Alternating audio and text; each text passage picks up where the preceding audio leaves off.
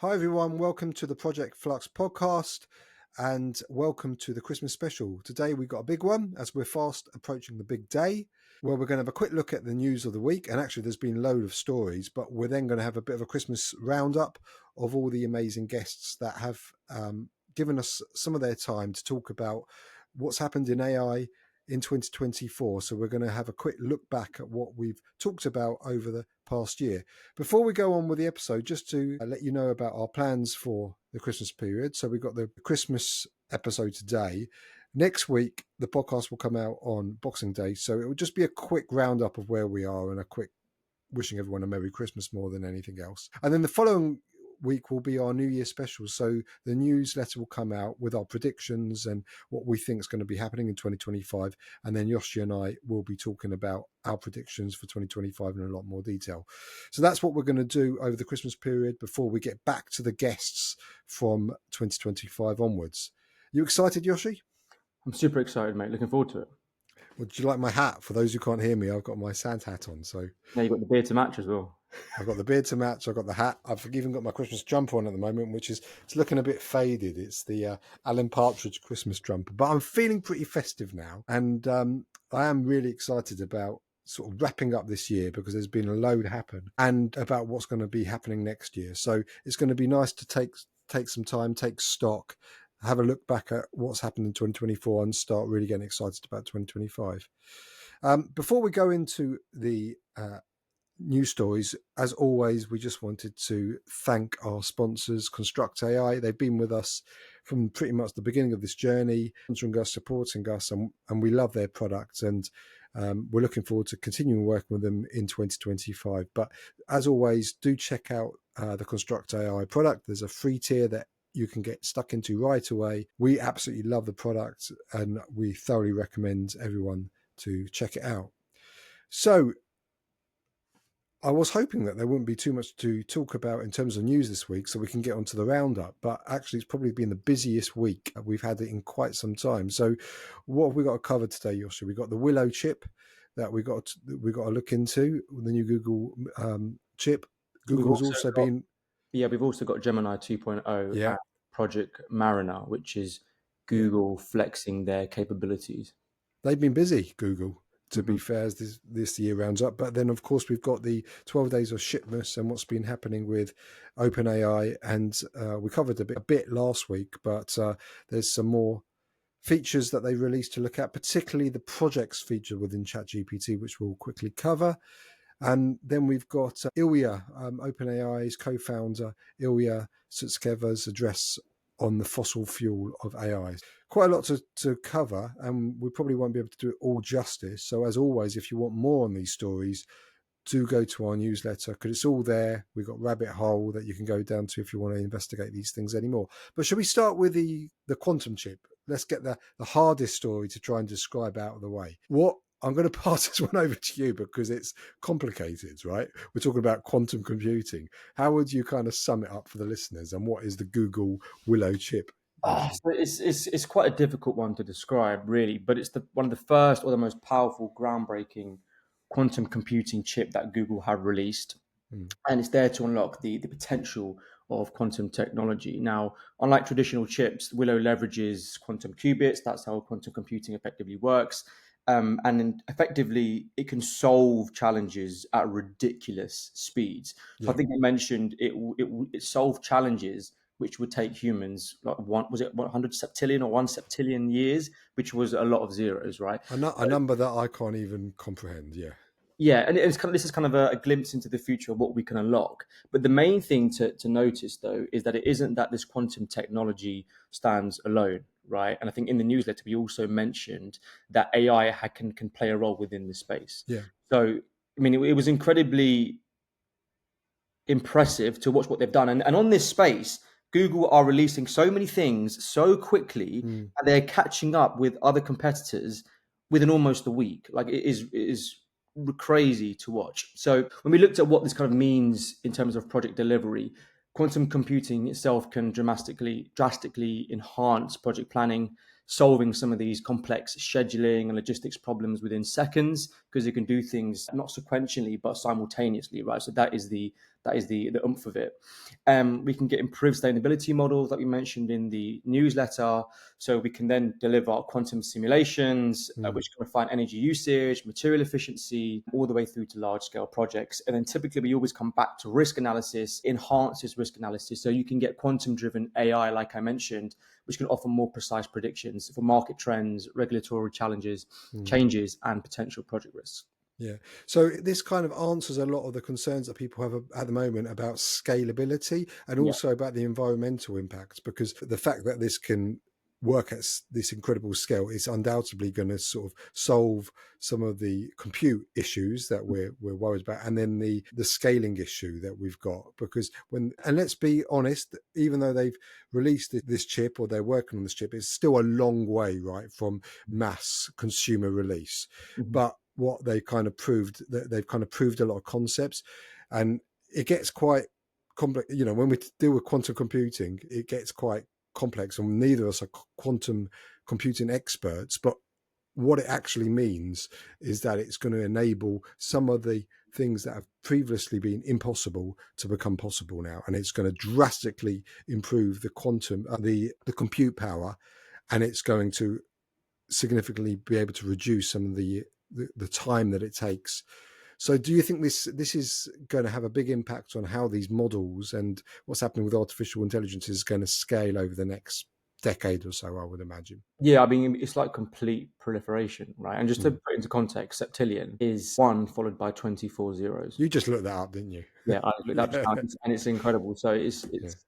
it's insane, the speed, but like you mentioned, it's nascent, it's early on in technology in terms of development. So I think it's a matter of just waiting and seeing what sort of use cases specifically we can leverage quantum computing for.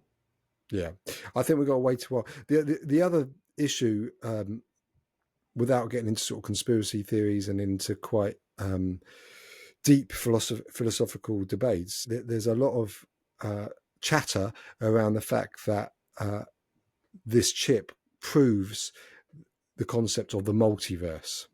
Now, we don't want to go too far into that rabbit hole, but it really does open up all kinds of new ideas. Now, even though we don't want to sort of go down that rabbit hole in terms of does the multiverse exist, what does that mean? What it does show, it can create a paradigm shift almost instantly. So if that is the case, the way that we look at artificial intelligence and the potential limits that we think that we have on artificial intelligence in terms of scalability probably don't exist. And then the other thing that I think is interesting about this story, and we have said this a few times, is the cross-fertilization between AI and quantum computing. So AI can improve the quantum chips, and then the quantum chips can improve AI. So it will be like this flywheel that keeps spinning, right? Yeah, exactly. And the aim of the game is speed. It's just Yeah. speed, right? It's just moving and solving challenges simultaneously than doing it sequentially. Yeah. Super So I important. think it's just one for people to keep an ear out on and to know that's happening, and to, not telling everyone to become quantum computer experts, but just to try and read some of the rabbit hole articles we've got in the newsletter, because it is really interesting and it really gets you thinking. But one thing with this, though, it compounds the concern around safety and security, right? Because with quantum computing, you can solve things like cryptography very quickly. So you have to navigate it ethically, and adding in the concerns around AI, it compounds that concern. Yeah, and when you start bringing in technologies like cryptocurrency and Mm. blockchain, in theory, it can crack a lot of those codes. So, but I would assume that this technology can be used for good as well as bad. So, as the bad actors will use it to try and hack into these technologies, presumably the companies that are building on top of blockchain, things like that, will also be able to use it to make it even more secure. So it'll just be a continue race between the good guys and the bad guys when it comes to hacking and what have you.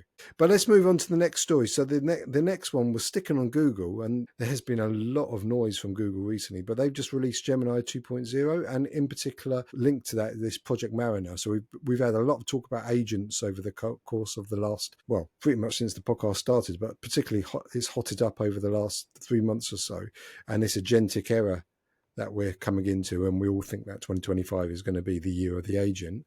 And Google have now come up with Gemini 2.0, which is their new model, and it seems to be a significant step forward and a significant step into this agentic era. And I don't think it's an accident that they released it just before the end of the year. I think this is a real signpost of their intentions. But then alongside this, they've introduced something called Project Mariner, which is an experimental Chrome extension. So can you just explain what that is, what Project Mariner is? So I would liken it to Anthropic's Claude's computer use technology. It's effectively Right. a Chrome extension where the AI can take control and navigate your interface, your computer, in that sense, through the browser.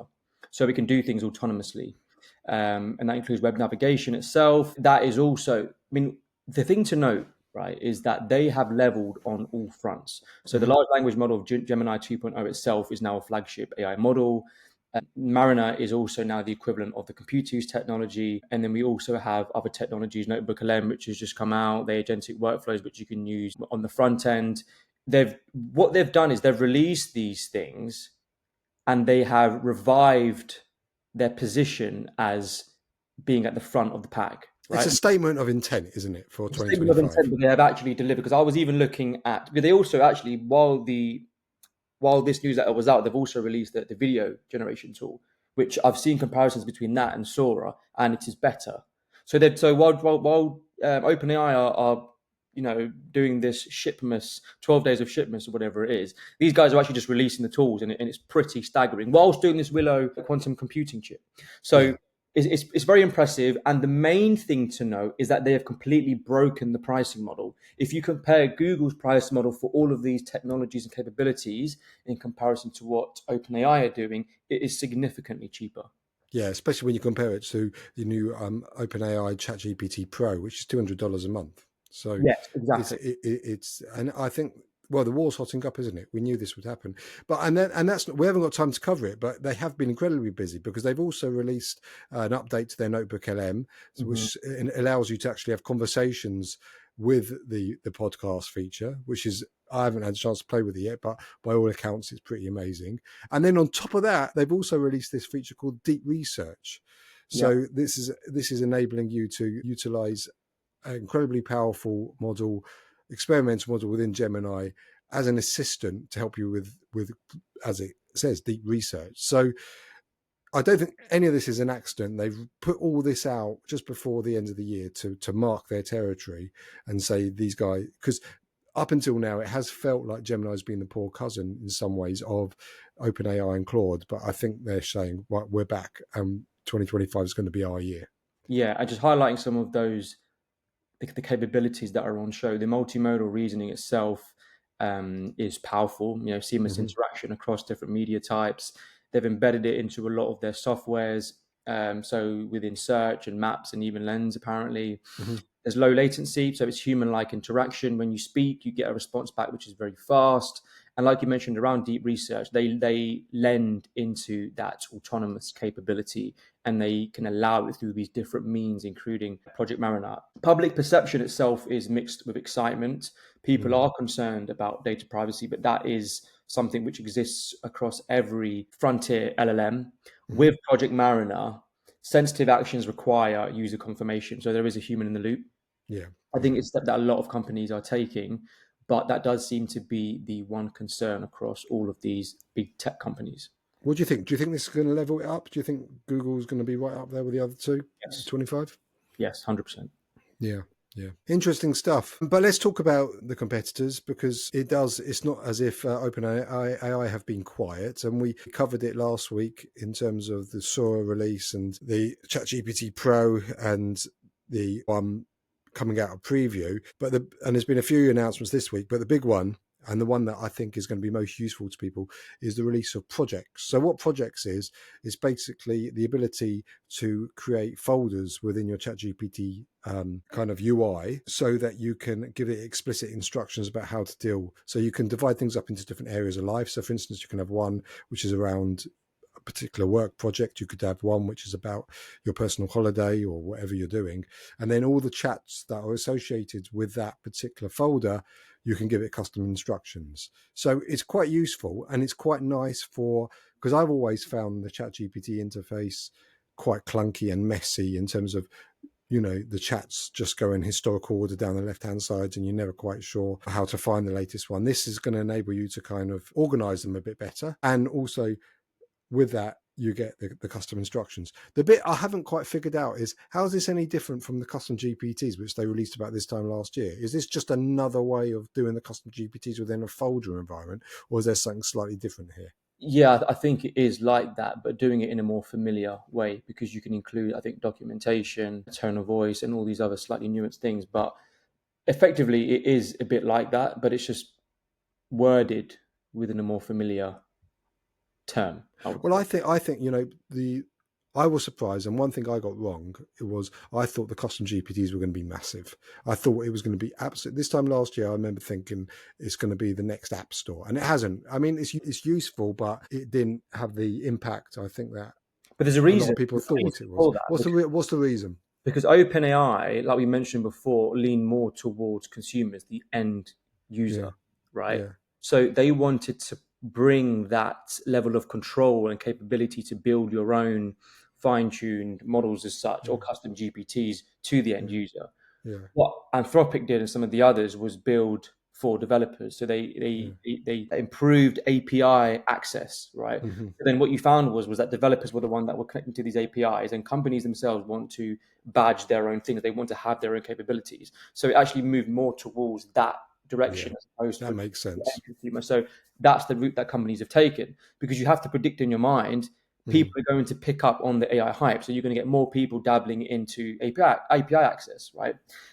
Just going back to what you mentioned around, is this just a bit like custom GPTs? So because they have customizable folders with specific titles and that, you can categorize your chat. So it works better within a team environment if you have a team working on a certain project. So you can kind of cut off certain projects that you have, Yeah. and then there is the chat incorporation. But ultimately, I don't. This thing is with the OpenAI releases, is they're slightly just repackaging things and just giving you Yeah. what they already have. So there's nothing which is extra for me anyway, from what I've seen. So this is where they're kind of falling behind. It feels like they're just falling into the pressure from those above, and then just folding and releasing these things that people are like, okay, you've done this, but this isn't too much of a Yeah. change. It's just Well, something. apart from Sorrel, obviously, which was a brand new kind of model, yeah, the rest are kind of repackages or slight, taking O1 out of preview. I mean, Pro is new, and the results from that seem to be amazing. But this particular one, this project, I think it's useful. I think it's a good thing that they've done, and I think it's great for project professionals because you can start organizing your chats via projects. So I think it is good,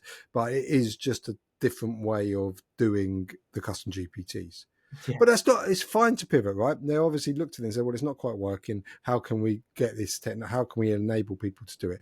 And in a way, Claude did it with their ability to customize. They're all just looking at different ways of trying to do the same thing, aren't they? They're trying to sweat their assets. They are trying to sweat their assets, exactly. And who can blame them when they spent the amount of money that they've got in it? But that I think is genuinely useful. It's something I've already started using. It's really easy to use. Yeah, I think everyone should play around with it. Start setting up a few projects, and it's something that at the very least is going to tidy up your desktop or your chat GPT. But actually, if you use it properly, you can make it very custom. Last story. Do you want to cover this one, Yoshi, about the Ilya's address on the fossil fuel of AI? Yeah, so Ilya Sutskever, co-founder of OpenAI, we covered a long way back now this year, where he left OpenAI and formed Safe Superintelligence. And that was a lab which was focused on achieving ASI, I would say, artificial superintelligence, without bending to commercial pressures. So it was primarily focused on capability. Yeah. We haven't heard much since. I mean, it was quiet on that front. However, Ilya did speak at I don't know how you say it, the Near IPS conference in Vancouver. The main thing that came out from that, it wasn't just Ilya's address in that, there was loads of different developments and papers and academic research that came out of it. And there was some controversy actually within that event. But he focused on somewhat the scaling hypothesis, which is saying that if we scale data, training times, and networks, we should hopefully break through the barriers of intelligence. Now, the problem that people recognize is that the data that we have is reaching what we call peak data, a bit like peak oil. We've reached the zenith, right? So it's hard to break through that. And now we're getting to a point where the capability that we're drawing from existing data is reaching the limits. And he is likened that to fossil fuels, right? So it's running out capability. So what this effectively means is in the pre-training process of a model, when you imitate what already exists in the data, and you try to infer with these models' outputs, that is becoming weaker and weaker. right? So we can't actually rely on that. So what a lot of the developers have been doing at the big tech companies is relying on post-training capabilities or post-training methods even, which is, reinforcement learning with human feedback, et cetera, et cetera. So the issue now is the scaling hypothesis might hit this plateau because we're running out of data. Well, you say that, but there's a story in the other big news this week where Harvard have released a huge data set. So I agree that, they've kind of scraped the barrel of the internet and the available information, but there's still a lot of other areas that they can get data from. So I don't think we've probably quite reached the end. And of course, then we've got the whole synthetic data debate, which we've talked about a few times. Yeah, but this is the thing. If he's gone away for X amount of months, and we know this guy's a pioneer in the field, and he's come back with this conclusion. You've got to listen to him. Yeah, exactly. Because what else has he been focusing on, right? Yeah. So this is one thing. And then he's mentioned the shift to reasoning AI, a transition towards AI systems that possess genuine reasoning capabilities. He's already done that with chain of thought. Chain of thought itself is more akin to human cognitive processes. You think through your problems with your own internal model. But that still is kind of just sweating your assets. You're just introducing this loop in a cycle and improving and iterating on your output. The other thing you mentioned, slightly unrelated, was the unpredictability of advanced AI. So in the same cloth that Anthropic or Dario Amodei said, is that as these models improve and get more capable, they become more unpredictable. Right. And so the likes of Anthropic rely on mechanistic interpretability. So you actually look at what's happening at the model at a very granular level. So you can do specific testing, like unit tests almost, to understand if we change one thing, what's the impact, and then look at that and scale it to the wider system. But this unpredictability raises concerns. And if you take that with the increased autonomy of agents, there is another level to the concern that people are having. Now, Ilya mentioned it. He drew on an analogy to advanced chess AI. So obviously, an advanced chess AI is narrow in what it does. It can't build a car. It's designed to play chess. But when that makes an unexpected move that humans don't recognize or aren't familiar with, we can't predict it, right? So this is why, and I mentioned this before, this will only exacerbate with synthetic data or data that the AI itself generates, because you're going to get a level of divergence, because no longer will the AI start to train and learn from what we do from existing data. It will generate its own data. And with time, when it conducts deep research and can understand theory and grasp concepts, as it gets near infinity memory and attention, it will start to think differently to humans. And that is something which we are not prepared for. Well, it will think differently, and we won't know why it's thinking differently, because we won't be able to trace it back to a certain data set that we've given it. So it is quite concerning. Yeah. And like you say, when he does talk, we do have to listen to what he has to say. Yeah. Right. Okay. Well, look, there's loads more in the newsletter. There's loads of other news stories in the other big news this week that you can go through if you like. But we're going to have to draw it to a close there, because we're going to move on now to our roundup. So we're going to go for a little trip down memory lane all the way back to episode number 1, Yoshi. It was good back in, when was that? April. And we're just going to give you a few clips of some of the amazing guests, and a real big shout out to everyone we've had on this year to make Project Flux such a success. And we're really looking forward to doing this all over again next year. But for now, we're going to go on to our roundup of 2024. So Merry Christmas to everyone. We'll join you very briefly on Boxing Day just to see how you're all feeling with your full bellies. But for now, we're going to move on to the roundup, and we wish you all a very Merry Christmas. Project Flux is here. Hello, everyone, and welcome to the very first episode of the Project Flux podcast. And it's a real pleasure to be here with my co-host, Yoshi Soornack. And we're going to talk about all the stuff that we write and distribute in our newsletter. Project Flux is here. I think it was expected. I think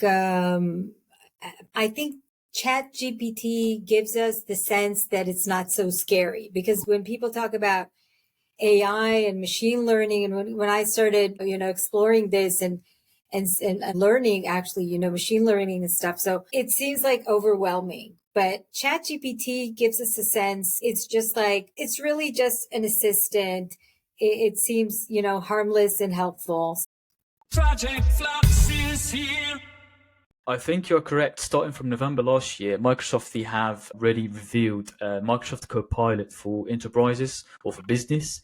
And I've seen November last year that using a semantic model, or basically using a prompt, and you have a data model in the background, writing that prompt can create the whole of the dashboard for you. So the whole of the front end, all the measures in Power BI, everything done and dusted in a matter of minutes. So I think, as you said, it's going to be thing of the past within maybe the upcoming year or so. And that's the interesting thing, isn't it? And we've talked about this a couple of times on the pod, is that the rate of change means that you can't rest on your laurels. You can learn Power BI already. We've got code to do that. Now people are learning large language models, and what's next, I guess, is the question. True. Yeah, it's going to be an interesting journey. Project Flux is here.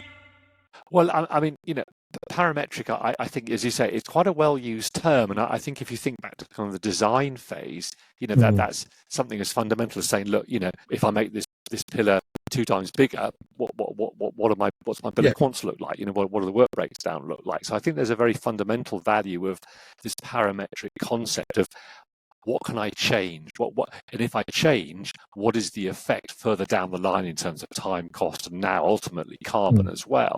So I think this sense of what parametrics do is giving that very early stage, which you mentioned before, James, when one can either get things wrong or right, is that flexibility to flex a design, flex a project, and say, well, what's the implication of that? How much more concrete, how many more rebars do I need? What does that mean for the work breakdown structures? And I think it'd be quite nice also to highlight not only the kind of parametric in terms of cost, but I know with one tech partner I've worked in where they're taking kind of an optioneering parametric effect to the whole work breakdown schedule concept of saying, well, actually, how many cranes do we need? And if we flex the number of cranes, how many more steel workers do we need, given we're using it to put the steel in? And if we change the team sizes, what does that mean about overtime or productivity? And this idea of kind of optioneering. Project Flux is here.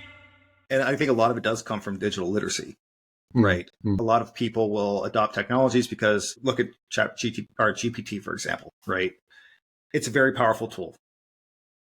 It's very good for general information, but a lot of people will look at AI and see something that is narrow AI and treat it like general AI.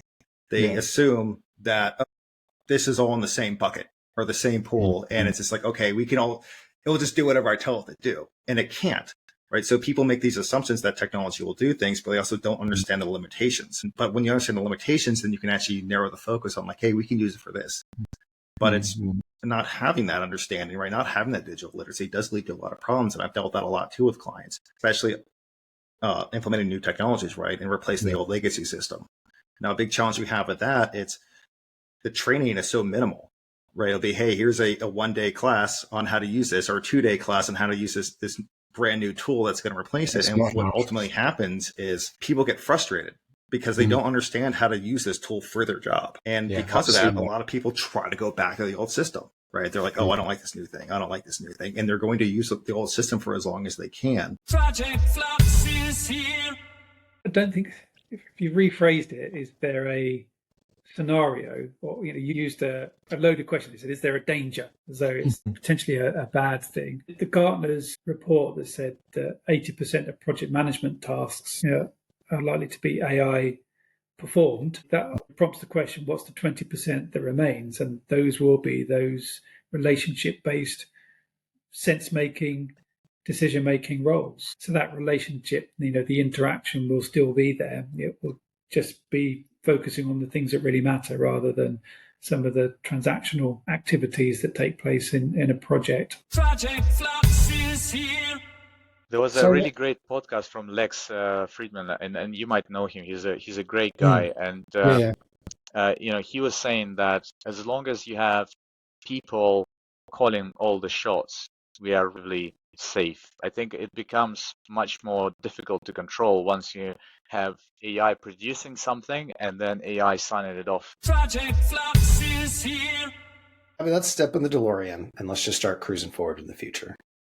So the first thing you got to consider is on the progressing side, there's a visual progress and there's non-visual progress. And if you look at a construction progress and took a bar of it, right, there's going to be a percent that's stuff that's visible and there's going to be a percent of stuff that's not visible. So if you want to conquer all of construction progressing, you have to take visible and non-visible and put them together. So visible stuff, hey, we installed that steel beam. Great. Non-visible stuff is going to be in two different buckets. Stuff that's construction related and stuff that like infield construction related and stuff that's not. Infield construction related, hey, we're pulling wire through some sort of pipe or some underground thing. You can't physically see that. So that's non-visible construction progress.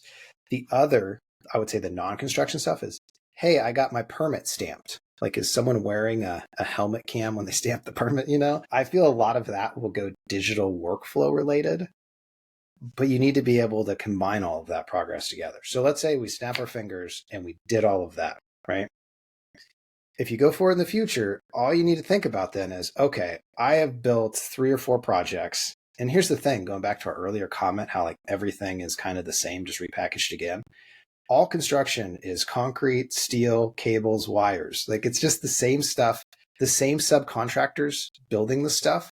They're just making a different cake each time. But now you have this really finite granular data set that says, hey, on this project, we installed this bolt, this screw, this widget.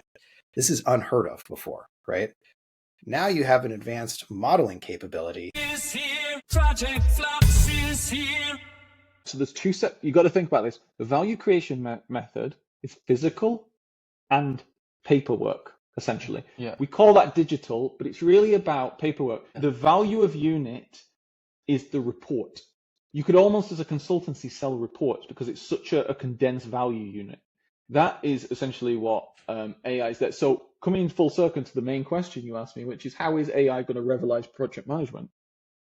AI is an automation technology, just like all technologies in the world. The combine harvester is an automation scaling technology. It takes 30 people working with scythes in a field and turns it to one person. One person can do the job of 30. That's the reason why we went from 95% of the world's population's farming to 5%. Cool, it's worked.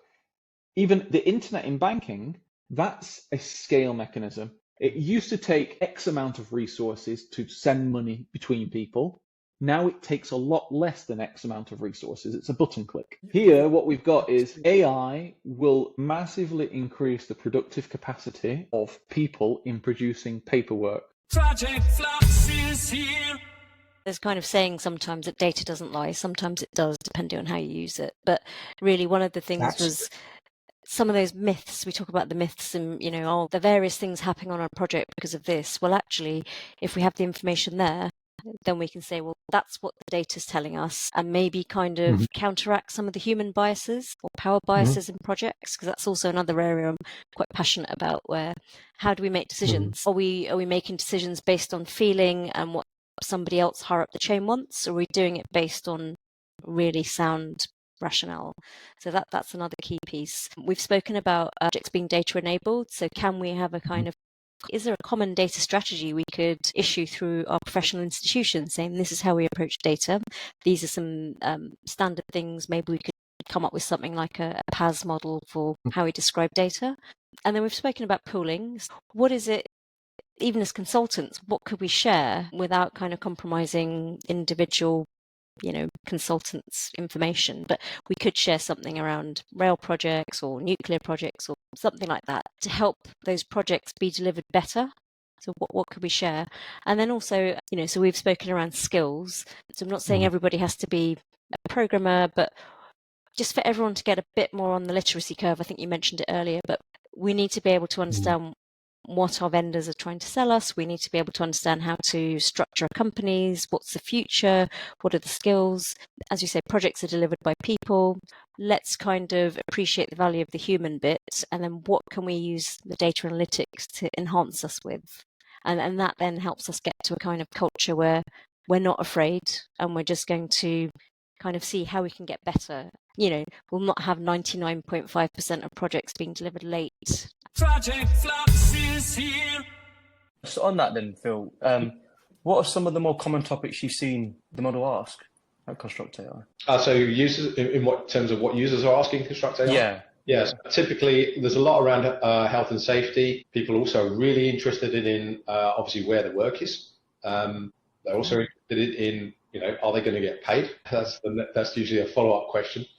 We don't have complete answers to all of that, but we're in discussions with a number of organizations about building current project and payment data into Construct AI, because people are really interested in those things. There's a lot of use cases around materials and calculations. We've been doing some evaluation on structural engineering problems with it. Some of it's quite successful. Project Flux is here. And that's how transformation occurs. It often doesn't occur through, somebody really recommending or then using the apple of hitting on the head. It's often just being persistent, having a goal, and then trying things and not succeeding sometimes. And the things we thought would work well, actually we've investigated that haven't worked too well, and then some other things we didn't think would work too well have worked really well. So that's just, and I guess using that sort of continuous lifelong learning type approach is what will then create the shift at some point. I don't know when the balance will, the services will shift towards something that's, blows people away, but I know it will happen at some point. Project Flux is here. I remember this vividly from about 4 or 5 years ago, because it was the worst way to spend an afternoon. So you imagine a photograph of a motorcycle, right, and all its little intricate details, and if you wanted to separate an image like that from its background, it used to be the most tedious task imaginable. Imagine going around every single line of a motorbike with a pencil, every spoke in the wheel, every bump in the tire, every little grid suspension, all of the stuff. You can tell I know a lot about engineering. All those little bits in the middle. So you're kind of like going, so you're doing that digitally with with what is called the pen tool, and you're going around every little nook and cranny of a bike just to separate it from its background. That used to take the best part of it. I remember one really intricate photo I did one time. It just took hours and hours and hours to do this very simple task. Right today, I can do it with one click of a button, pretty much. And it's not always right, and sometimes it needs tidying up. But it's the time it saved me is just invaluable. So like with that one task alone, I can never be truly upset with AI, because it's given me my life back with like mundane tasks like that. Project Flux is here. But personally, James, I struggle with it. Right? It's just the amount of money that's going into it is mind-blowing. And the problem is as well, it's going so fast and it's about to get faster. So in terms of Elon Musk's sort of investment in this Memphis cluster, on top of that, you've got sort of Meta buying up loads and loads of these chips, these GPUs, and just using them to train up massive models at pace. So it's just an investment war. So if you don't go fast enough now, you can't stay in the race. Project Flux is here. Yeah. And I think the sat-nav analogy is really helpful, because everyone's used one, everyone understands how it works. But I think I get it. But in terms of project data analytics, can you describe how that could work in a project context? In terms of project context, is that we need to monitor, what's happening to the end date as we go along live. That's the output of the system. How many, say a project is 100 days long. At the end of day one, the system should tell me how many days is remaining. Is it 99 days or 99 and a half days, or is it 102 days? SatNav measures elapsed time, not actual time. SatNav takes into account problems ahead, which is what most of the time the planning system measures actual time. When planners walk around to update, their update is similar to the update of progress by the QSs. They go 50% done, so we're going to pay you 50%. Well, 50% done does not mean there's 50% of the, if it was a 10-day task, 50% done does not mean 5 days remaining. Project Flux is here. So I do a lot of work with architects, kind of through consultancy work, and it's been fascinating over the last 6 months going into places and talking to them about their challenges. And one of the big challenges they have, and I don't think this is specific to architects, but engineers and construction professionals generally, is when people want to try a new piece of software, they have to go through IT barriers to get it installed, which means it takes a really long time to test any software. And in addition to that, they're doing their day job, which is complex, time-consuming, and it is stressful. We know project delivery can be stressful. So in order to help with that process, what I'm doing with the marketplace is that we have a location where you can search for solutions quickly and easily. We've got 50 categories at least now in there, and around 100 different products on that at the moment, and that will build based around our database, which has got 850. That will go into the marketplace over the next few months, so that it will be pretty comprehensive. And then what we've built within there as well is actually say, look, you can search, great, but also if you want to test software, we'll give you a virtual desktop or VDI, virtual desktop infrastructure, to test that software in a safe environment. Project Flux is here. I think the reality is, and I'm finding this as I use these tools, that I used to think I would end up using these tools very much in sort of centaur mode. So I would do this, and I get the machines to do that. Whereas I'm finding now that I use these tools much more in cyborg mode. So I literally use them as if they're sitting on my shoulder. So I'll write something jointly with them, or I'll be doing something. I'll ask it a question. So I describe it as the difference between a Battenberg cake and Eton mess. So if you think of a Battenberg cake, which is just squares and everything's in its silo, as opposed to Eton mess where everything's rolled up. And I'm sure you've noticed this, but you must have found this as well, that when you're using these things, I find you actually need to know quite a bit about what you're using them for to get the most out of them, because you do need to know. No, you're going off in the wrong direction there. You need to push it back. And my instinct, certainly for now, God knows what the situation would be when they're 100 times more powerful. But for now, human plus machine is definitely the top thing. And I have a feeling, again, this is something that we as society need to decide in terms of how we want societies to develop. Project Flux is here. Do you want to just sort of summarize what the key recommendations of the report were as well for the listeners? Yeah, I can certainly do that. So there's a few different things that really are going to be critical as we adapt to an AI future. And sort of we talked on about some of them, but there will be impacts on jobs. Some jobs will disappear, but we also have new jobs that will be created. And I think we need to think about it almost in the way that, when we entered into the internet era and look back then, all of the jobs that have been created with this new technology. And I think that AI might work in a similar way. So there will be, you won't have your fax, the guy comes and fixes your fax machine anymore. But, there are new jobs that have been created as part of the internet. And I think it'll be the same for AI. There'll be jobs that we won't do anymore, but new jobs will be created. Project Flux is here. My reflection was humans need to make decisions on projects. And I think there's always going to be that human in the loop element of decision making on projects. Because if you take that out, that's where it all starts getting sci-fi and robots building hospitals without asking us and things like that.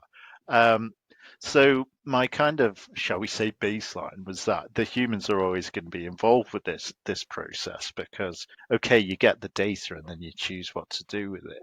Where I found the challenge was that I think it's at the start of The Black Swan by Taleb, actually. There's like a quiz with some university students and they're really crap at estimating stuff. So like humans are really bad at estimating stuff generally, but they're also very bad at estimating how bad they are at estimating as well. Project Flux is here. I also see that with quite a lot of listed companies that we work with, because for different reasons that, some of the listed companies, they want to have a story for the analysts. They want to have a story for the market. Yeah, we've got to have an AI story. And I do think there's, at the heart of it, there's a real worry that they might be missing an opportunity and a real worry that this might affect their business. So it starts from there. But I think, coming back to that question about the hype piece around this, There's been so much hype drilled around that lots of people all the time are asking those chief execs or the CFOs, what are we doing about AI? And therefore they feel like they need a response. Project Flux is here. And because I think that most tech companies are people who focus on things, and the big illumination is that the people are the people who do the things, but also choose the things to do. And that ultimately success in most organizations is really about the awareness that we work in people systems in a context of getting something done, getting from here to there. So, in the biggest sense as much as the shorter sense. So I think it's about focusing and having conversations around what matters. But 86% of implementations of OKRs fail, just to sort of chip it up. Or they don't realize their potential. And that's because it's very simple OKRs, but the actual execution is less straightforward. Project Flux is here. I have a saying, and this probably sounds cynical, but it rings true when it comes to my career with technology. Technology is never the challenge. It's often the people and bringing them along for the journey. Because I've done a lot of work in the data space, and there are amazing tools that exist that can do everything you can imagine analytics-wise. But when I actually sit down and I ask stakeholders, okay, please explain to me how this is structured. Please explain to me how you've done this. You think, oh my gosh, this is a complete mess. And I think, okay, great, I know how to solve this. And they will give you 101 reasons why they can't. And that's why I say technology is not the problem, it's the people. Now, that's not to say the people are a problem, we need to get rid of them, but it's to understand that oftentimes we spend too much time thinking about the technology and not enough time thinking about the people, how it will affect them, and how to bring them on that journey. Project Flux is here. So I think that AI has got potential and can be really beneficial to the built environment. So I think the first thing is think about how we can remove the mundane out of what we can do or what we do using AI. But I think we can use AI to improve risk analyses, to improve optioneering, to increase predictability. And we've really got to do that, because we're not great at delivering assets either on time, on budget, or actually assets that do what they're supposed to do. So I think there's some terrible stats on that, aren't there? There are some really terrible stats on that. So I think if we can use AI to underpin, for instance, immersive experiences, then we can make better decisions in a more timely way. Project Flux is here.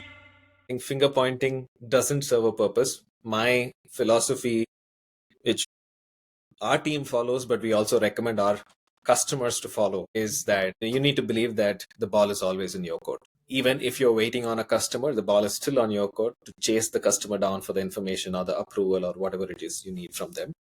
So with that approach and with something more system driven, it's not about a team member raising their hand anymore. It's the system identifying a risk. Project Flux is here. I was like, hello, I'm calling you from the United States government, and I wish to speak to you about whether or not you would like to relocate your company to the United States. Because he asked him if you can help make America great again. Yeah, basically.